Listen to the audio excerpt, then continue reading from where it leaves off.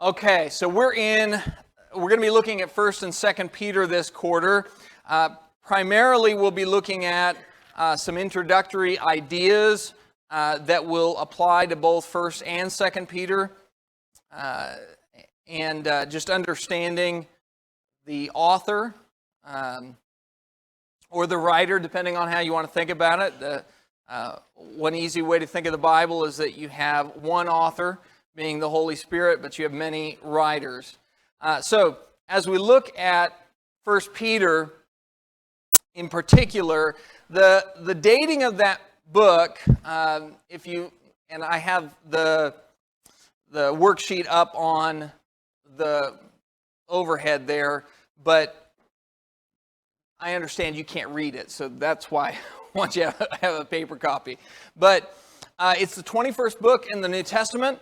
1st and 2nd Peter fit into the category of the general epistles, meaning Paul didn't write them. That's really what general epistles means. Epistle being a letter, and general meaning all of these ones that we group together because they are not Pauline in nature. Peter is the writer of this one, and Peter writes it later in life. As you look at Peter's life, there's a pretty beautiful story arc to him as a person, right? When you think about Peter, what are some of the events and character traits that come to mind when you think about Peter?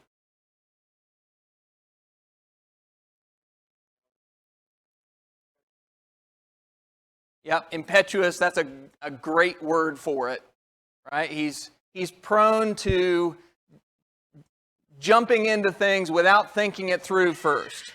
The major events that we typically associate with him are what? Trying to walk on water, right? I love that one because it's like two things in one. It's that impetuousness in that he ends up getting himself in trouble because he looks at the wind and the waves. But on the other hand, other than Jesus, Peter's the only guy who gets credit for ever walking on water. So he got out of the boat. You got to hand that to him, right? Any other events that we associate with Peter? He's not as fast as John. That's true. What else did somebody say? He denied Jesus. Yeah, see, that was a more useful comment, John. Although I love your trivia, and it is accurate. It specifically mentions in the account that John went faster than Peter. So maybe Peter ate a little bit more fish than John. I don't know. Okay, so he denies Jesus 3 times. What's another event that we associate with him? Yeah, that's another one. Yeah, hey, we're up here on the Mount of Transfiguration, and why don't we just build 3 booths, one for you and one for Moses and Elijah? And a voice from heaven goes, let's squash that. Forget about Moses and Elijah, you missed the point. Any other events? What? Yeah, oh yeah, cutting the ear off of Malchus, right? Yeah, and so Jesus ends up healing that. So in the very beginning, later on, he'll deny Jesus, but in the beginning, he pulls out a sword and said, we're going to fight, and doesn't get it. Any others that stand out? Okay, Day of Pentecost, there you go. Yeah, he's the one who kind of stands as the foremost speaker for the apostles on the day of Pentecost, when they begin to speak in tongues to all the nations. He was married. Yes, there we go. That's true. He was married, and Paul will specifically mention that he took his believing wife along with him. So as Peter did all this traveling, he didn't do it alone.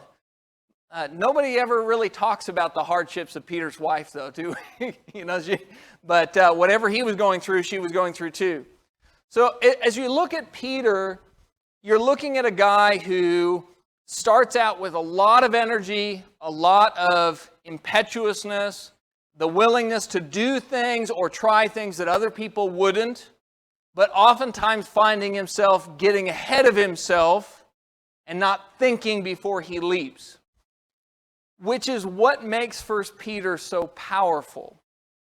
Because this is a book written later on in his life, and it is primarily about the subject of suffering. It is about the idea of hanging on and endurance through hardships over a long period of time, which is the opposite of what Peter was in the beginning, right? If it had to be done quickly, if it took a moment of zeal, Peter was perfect. But if you were looking for something that took long-term commitment and consistency, Peter is not the guy you would think of. But by the time you get to 1 Peter, he is. And he has some things to say about endurance through hardship.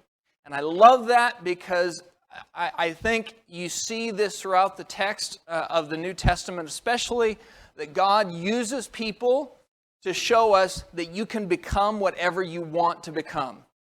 And you can bear whatever fruit you want to bear if you'll put in the time and the effort. Peter is a guy who did not start out as Mr. Endurance and Consistency. But by the time you get to the end of his life, later on, he's writing and he gives us a clinic on it. And so it's a beautiful, beautiful thing. So Peter is writing to the Christians in Asia Minor. Asia Minor includes areas like Bithynia and Ephesus. Interesting detail about that with Asia Minor, including Bithynia. Bithynia never really comes up in your New Testament except for one time. I'll be super impressed if somebody can remember it. What? It comes up in Acts. And what's the detail about Bithynia in Acts?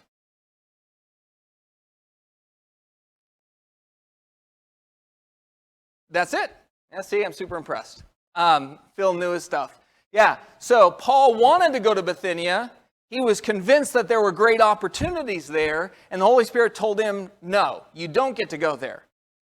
In like manner, he wanted to go down south into the part of Asia Minor that would have included Ephesus, and he was told, no, you can't go there either. Instead, he was sent over to Philippi.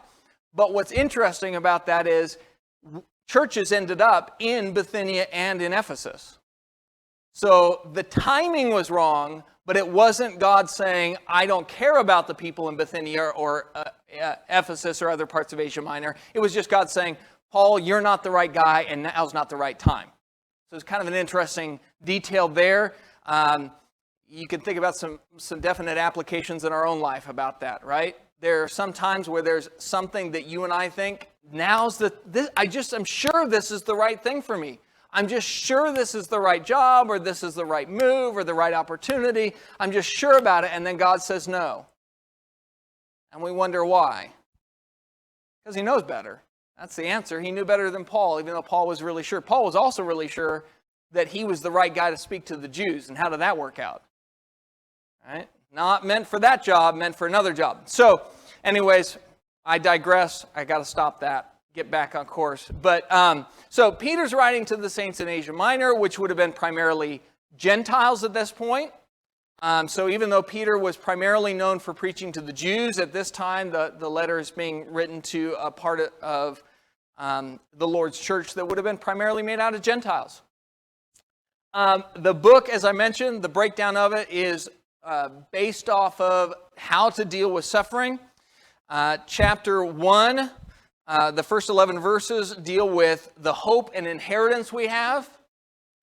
If you think about suffering, you can suffer through a lot of stuff if you know there's an end to it and it'll be good on the other side. Right? If there's a light at the end of the tunnel, you are interested, as long as it's not a train. Right? You can make it through the tunnel.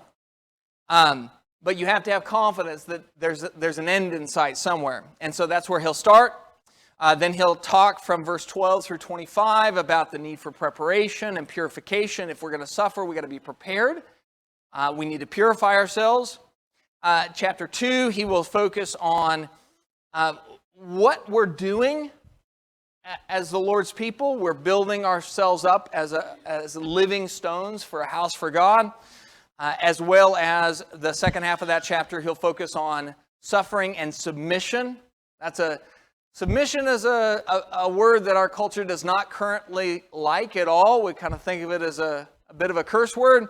But he will focus on how, if you're going to be a Christian, you had better learn how to submit, because that's part of living as we ought to. He'll continue with that theme in chapter 3 when he talks about godly living in various forms with husbands and wives and masters and slaves and with your children, all sorts of things.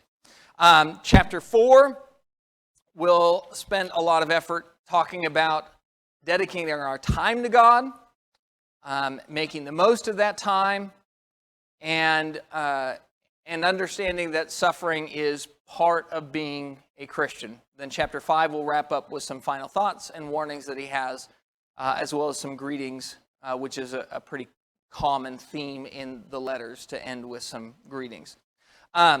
So, as we look at the book of 1 Peter, we'll look at some of these key thoughts throughout the book, but we're not going to spend a lot of time in the specific verses this week. Starting next week, we'll begin to drill down into the specifics of the verses. But for today, let's just talk about some basic ideas that are thematic to Peter's writings, in particular 1 Peter. 2 Peter also deals with suffering, but not in the same way. Can somebody define suffering for me? What is suffering? I know you've all done it, so how would you define it?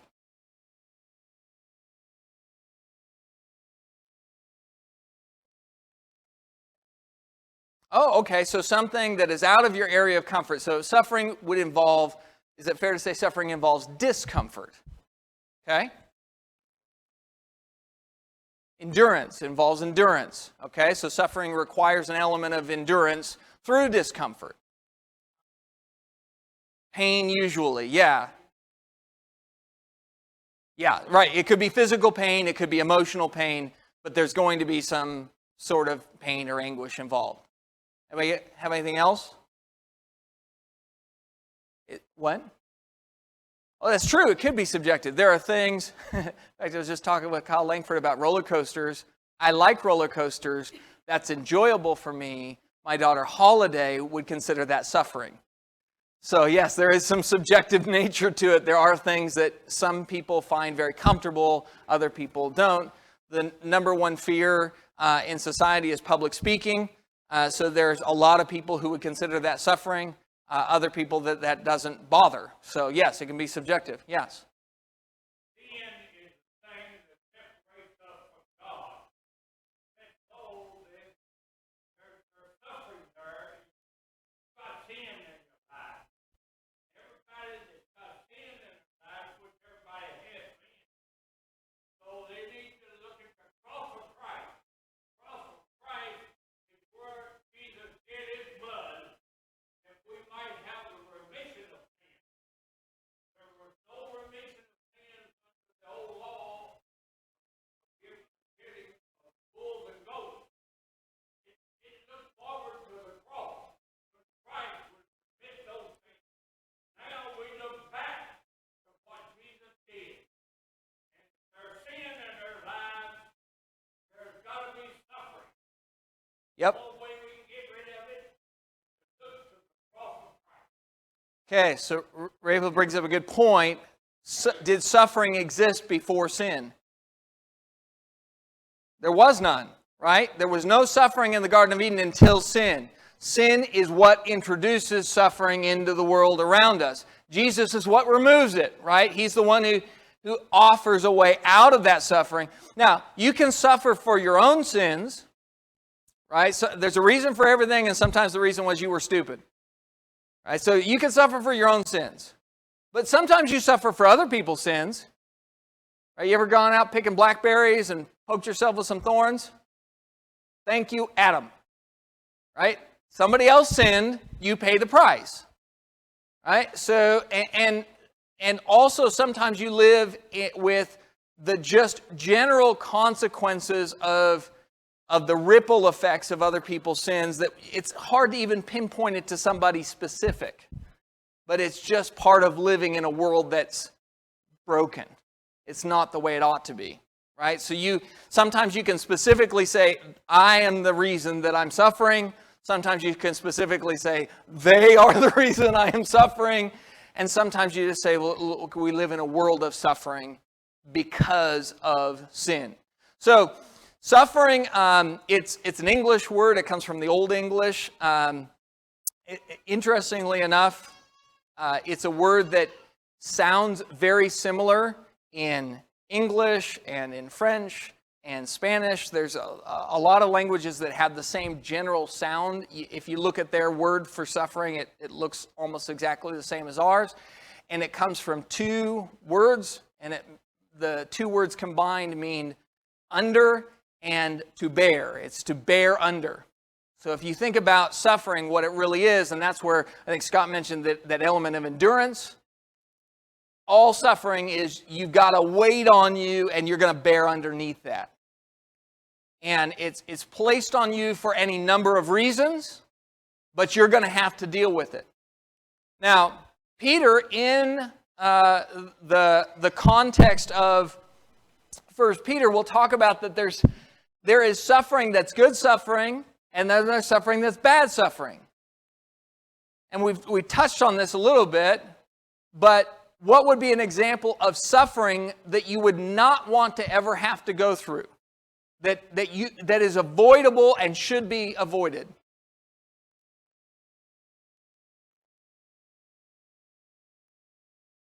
Yeah, so if you cause it, you should try and avoid it. If you break the law and you go to jail because you murdered somebody or stole stuff or whatever, that's a consequence and a suffering, right? People in jail are suffering. I can tell you, somebody who's gone to correctional facilities to talk with people. Should clarify that. Some of y'all don't know me that well. That they're suffering.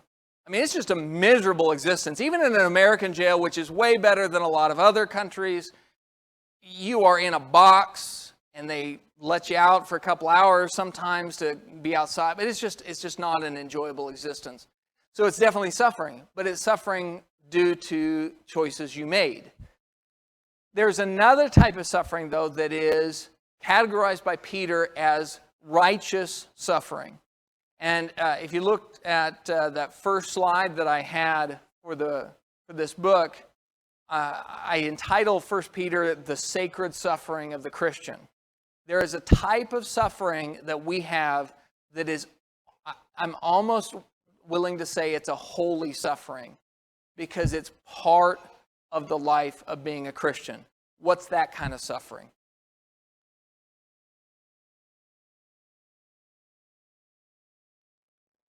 Standing up for God. What?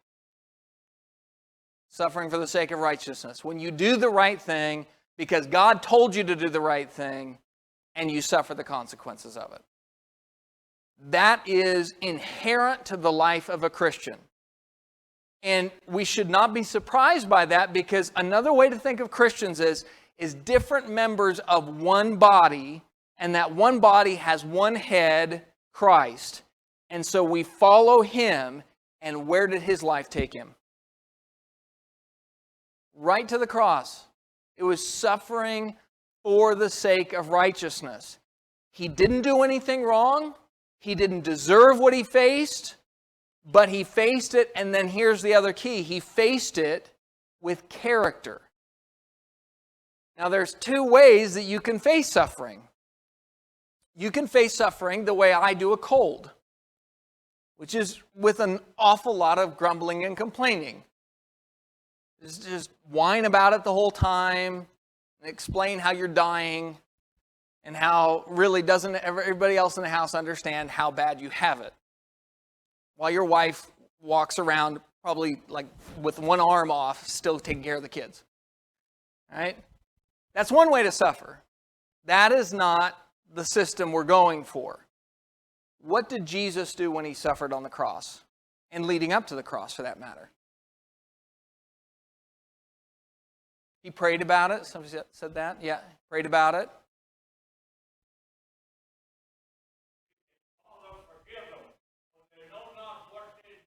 Okay, so here he is hanging on the cross.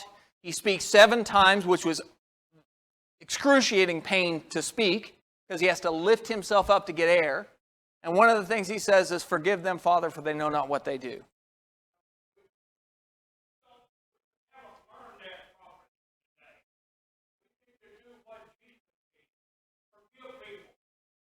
Oh, absolutely.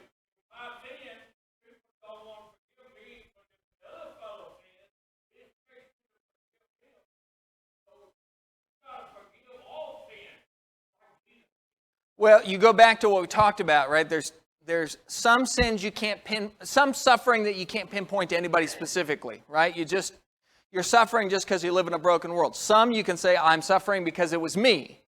Well, when you suffer because it's you, do you forgive yourself? Okay, good point. Not always. But I would say that a lot of the time that we do, right? We forgive ourselves for a lot of things, but you're right, we don't always. And we have to remember that one too. Yeah.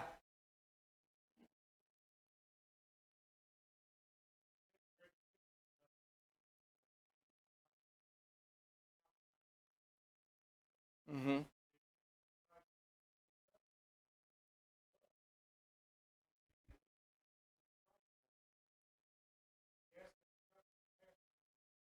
Right?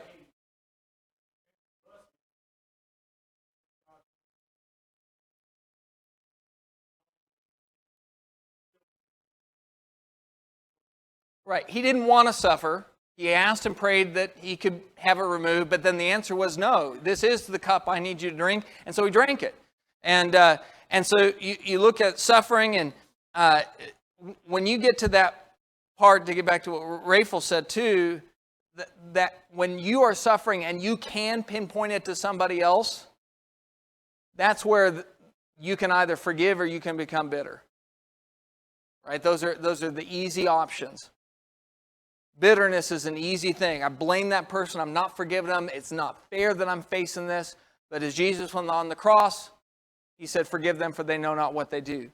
Along those lines, when he was going on trial, Isaiah prophesied and said, what did he say? Nothing. And that's right, nothing.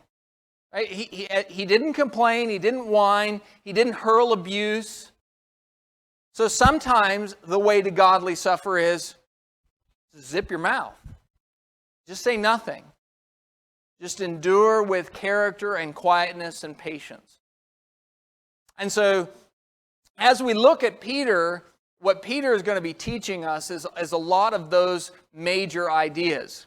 Now, one of the concepts that will show up in 1 Peter chapter 1 that you'll find throughout the book being laid out is, one of the reasons you can suffer is, he says, all flesh is like grass, and all its glory like the flower of grass. The grass withers and the flower falls off, but the word of the Lord endures forever. And this is the word which was preached to you.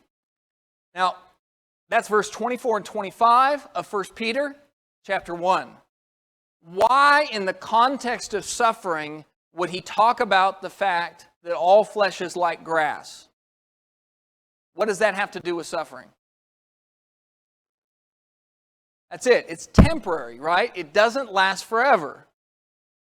Even if you suffer the loss of everything, as many Christians did in the early first century, the end result is, when you die, all that pain and suffering goes away and is replaced with comfort.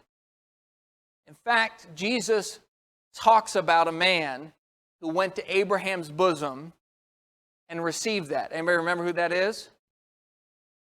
Lazarus. And Abraham said to the rich man who was in torments, he said to him, "You have received your good things, and likewise Lazarus his bad things, but now he is comforted and you are in anguish." The point is that as you look at Lazarus' life, from what we can tell, there was never a good moment in that guy's life.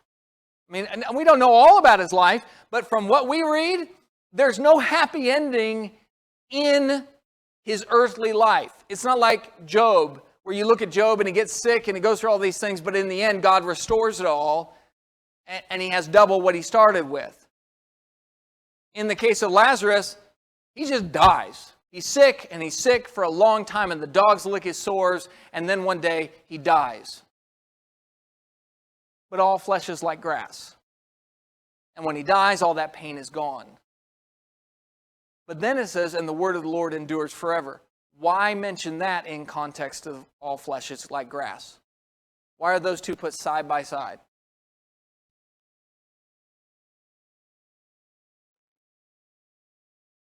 Exactly. Show you where you put your trust, right? So if you put your focus on earthly things like the rich man did, you die, and those earthly things do not endure forever. He doesn't get to take a U-Haul with him with the hearse. He dies, and it's gone, all of it.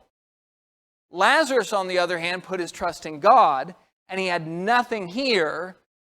But when he died, he was not going to have anything anyways. Everything he had would be given to him by God, and he trusted the word would guide him and provide what God promised. So it's suffering as a Christian is about deciding, am I going to put my trust in the temporary, or am I going to put my trust in the eternal? Does that make sense? Okay, so last thing we'll look at here of major themes, he'll say, but the proof of your faith. Now, this is verse 7 of chapter 1. And so these are some of the major themes. We're just touching a couple of verses here. We'll put it all in context and focus more on it in the weeks to come. But he says, let's start back up in verse 6. In this you greatly rejoice, even though now for a little while, if necessary, you have been distressed by various trials. That's a word we're going to have to talk about at some point, is rejoice or joy, which is another interesting word that shows up in the context of suffering. So that the proof of your faith, being more precious than gold which is perishable, even though tested by fire, may be found to result in praise and glory and honor at the revelation of Jesus Christ. So you may have noticed that kind of cover slide I used for 1 Peter is metal being melted down and tested by fire. The purpose of doing that, why do you melt metal down? You do it for two reasons. One, you maybe want to shape it, but then there's another value to melting metal and ore. What's the value? Yeah, purification. Take out all the junk. Right, exactly. We're getting rid of all the junk. Now that connection is made by Peter here in verse 7. That for us as Christians, one of the aspects of suffering that we have to be aware of is that suffering will make you a better version of you. Because you got junk in you. You got all sorts of bad attitudes that you need to get rid of. You have bad habits that you built up and you need to cut out. You have bad relationships in your life that you may need to curtail. And also the opposite. You have good habits you haven't built yet. And good ways of thinking that you aren't thinking yet. And good friendships that you haven't made connections with yet. So all of those things about you need to change. And this is why I love that Peter is the guy who wrote the book. Because Peter's the guy who did that. Yeah. It's very valuable because it reaches right down into the family, into the husband and wife. You've got to forgive each other and trust each other, or you'll never make it. Absolutely. Absolutely. And he'll deal with that by the time we get to chapter 3. He'll deal specifically with some of those marriage relationship things, because you're absolutely right. Marriage involves forgiveness. It also involves, it's going to sound bad, but it involves suffering, right? Paul, by the way, says that in 1 Corinthians chapter 7. So if you're going to get married, there are going to be some problems. So yes, in all of our relationships, you have to deal with that. But ultimately, suffering helps you to become the best version of yourself. And Peter, that happened with. The Peter that wrote this in 63 to 68 AD, somewhere in that time range, is a different guy than the guy that we read about in the Gospels. Now, at his core, he always wanted to serve God. At his core, he was always an honest and humble guy. But there was just so much extra stuff with that impetuousness and just foolishness that was wrapped up in him that had to go away. By the time you read 1st and 2nd Peter, that's all been cleared out. It's been refined out of him. Yeah.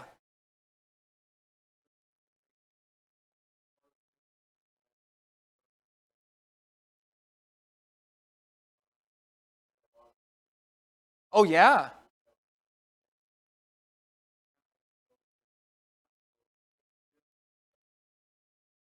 Oh, absolutely. Yeah, there's no doubt, right? I put it this way. Getting old does not guarantee you'll be wise. Because some people waste the experience. But I will tell you that as you get older, there's a reason that when we see older people, we generally see people who are wiser than they were 30 years previously. And it's exactly what you said, experience. Right? You've been through some stuff. You've gone through some things. You've learned from those things. And absolutely that, I think, is the case with Peter. I mean, the Peter that we read about in the Gospels didn't even understand what the kingdom was yet. Right? I mean, that was all new stuff he had not wrapped his brain around. And so...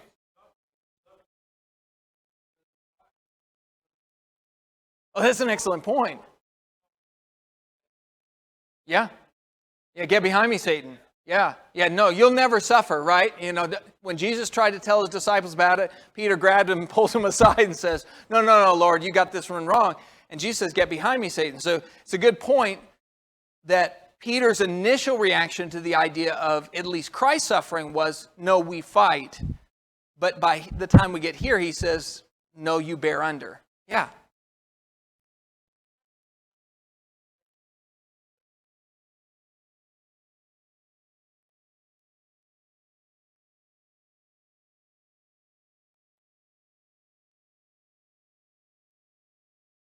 Well, Peter was the first guy to make that confession, right? He's the first guy to see Jesus for who he was and publicly make that confession. And you're right. I think not only did Jesus, I'm going to take it one step further than what you said. Jesus saw something that other people didn't see in Peter. I'm going to take it one step further and say Jesus saw something in Peter didn't see in Peter, right? There was somewhere that Peter was capable of going and becoming that Jesus recognized.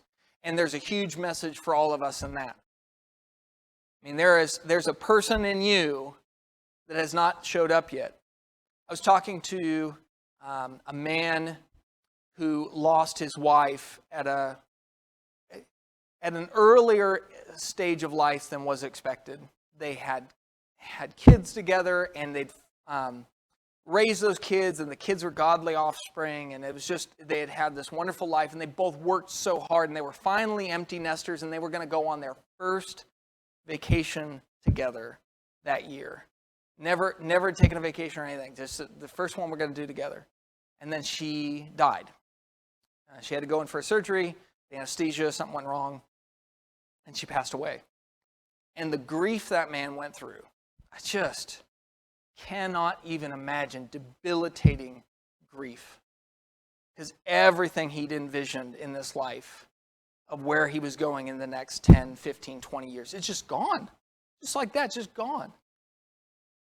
And so I was talking to him in his old age, having been through that experience, and then coming out the other side of it. And he said, Scott, I'm going to tell you, I do not even like the man I was before my wife died.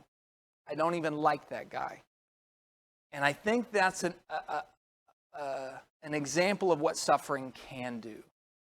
Suffering can make you into somebody that doesn't even like the guy you were before. As much as we shake our heads at Peter denying Christ, how do you think Peter of 30 years later felt about those events in his life? I can't believe I did that. Right? So suffering has the ability to remove that chaff from you. It has the ability to refine you.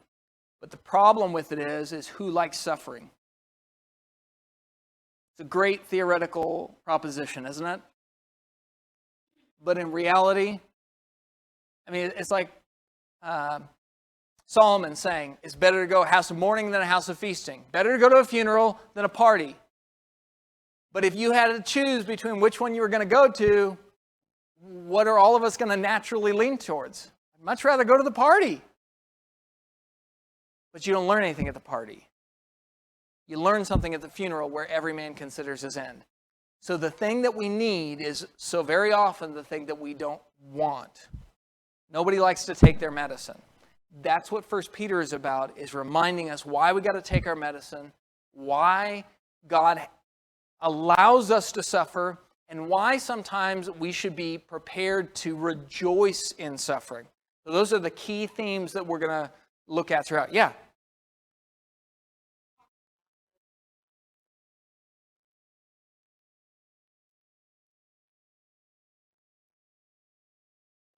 Mm-hmm.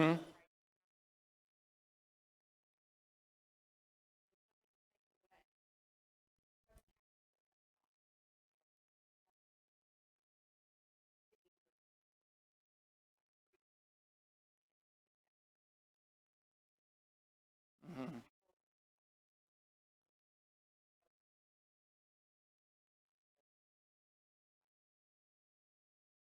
Yeah. Right. And you're right. That is the choice, because suffering does not guarantee refining, unfortunately. It will only refine you to be a better version if you take the opportunity. And that's why 1 Peter's there, is to help us with that. Yes.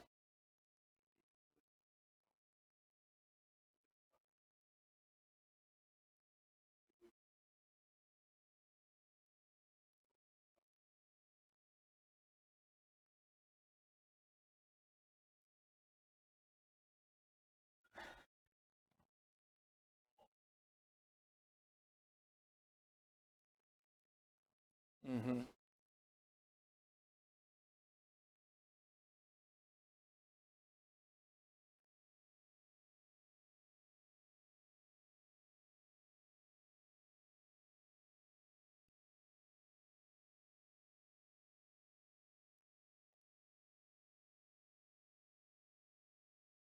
Right.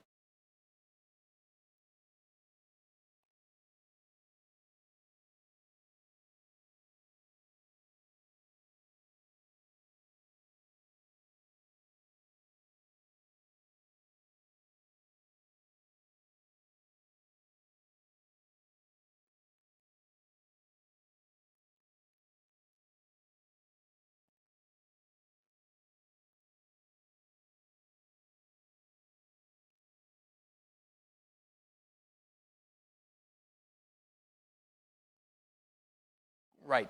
And I agree with everything that you said there, because suffering, if you remove the infinite to the equation, suffering no longer makes sense.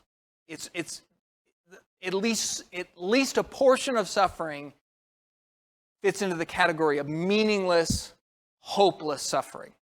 But when you add the infinite to it, when you understand that life goes on after you're done with this earth, for both you and other people, that there's a bigger picture, there's a judgment day coming, there's an eternity in the balance for people's lives. There may be times where your suffering is purely to glorify God so that somebody else will see that, because their soul matters. I mean, so all of those things, yes, I agree.